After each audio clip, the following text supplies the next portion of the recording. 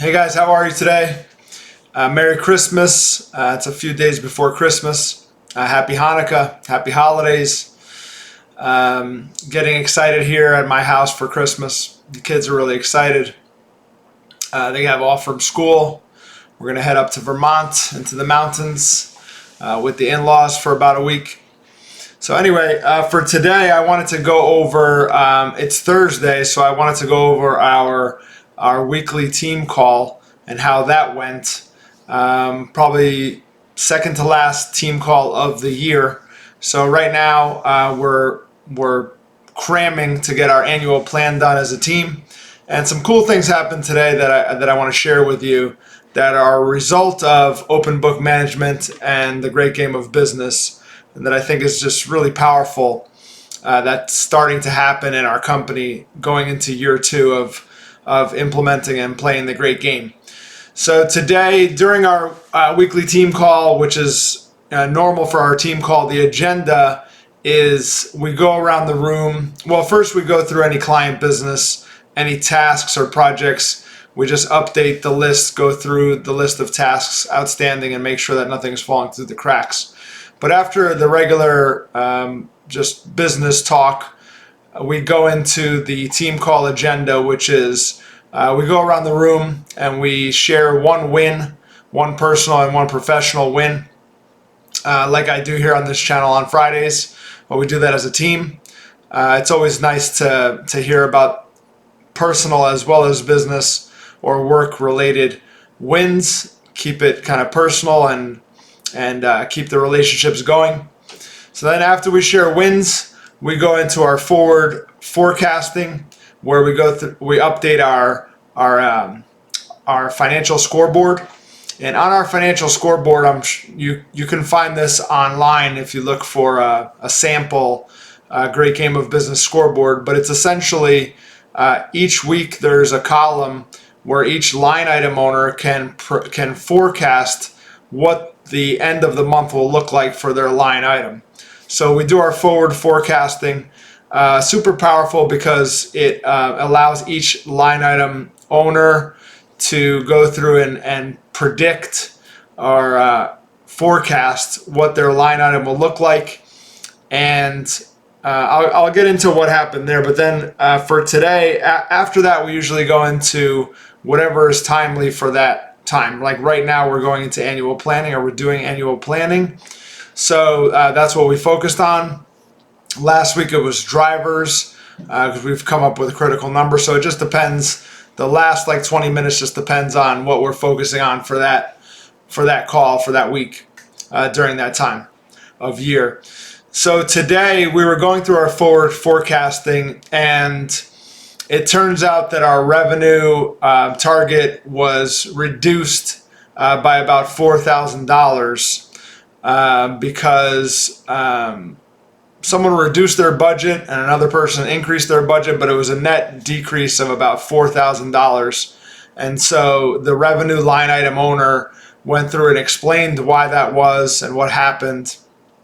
But from there, it was interesting because as we went through our line items, we got down to profit, and the forecast for profit was within $100 of the profit forecast from last week. So even though revenue was down a little bit, profit was about the same. And it was a good opportunity to continue to teach our business and how we make money to the team members.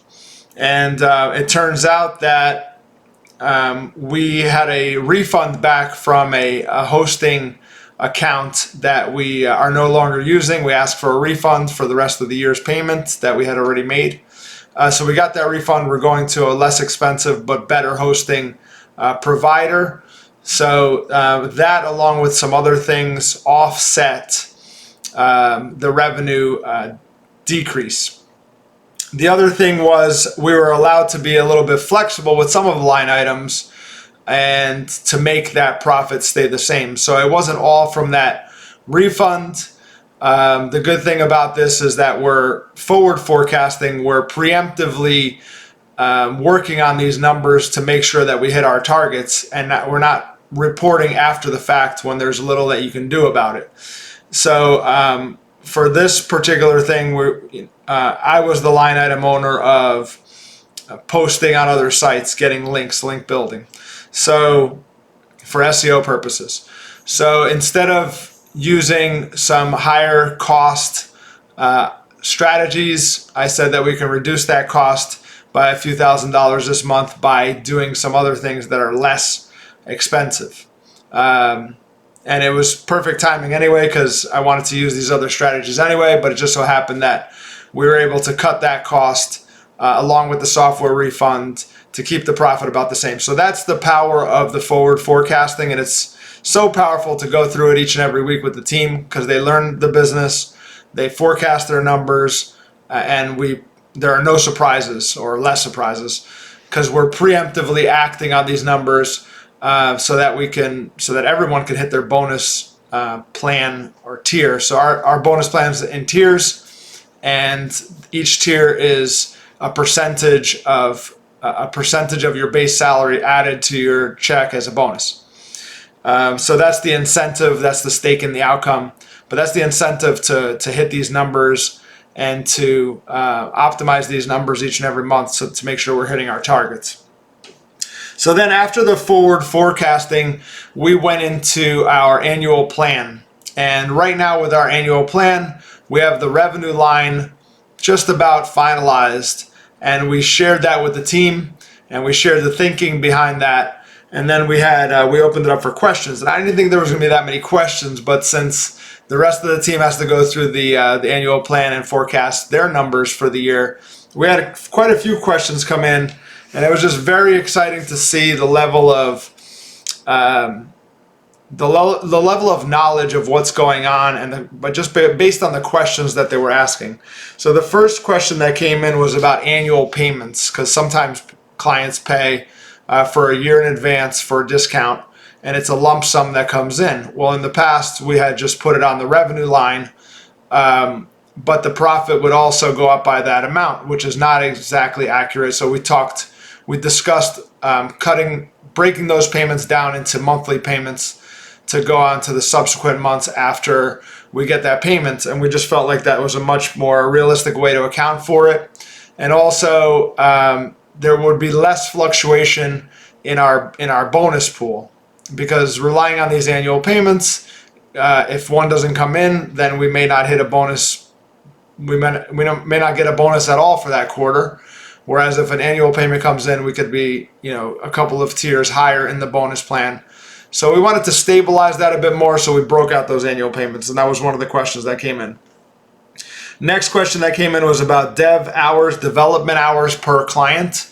Based on the number of clients that revenue is forecasting we bring on, the owner of development wanted to know how many dev hours per client per new site were we allocating, and then how many dev hours were we allocating just for ongoing maintenance per client.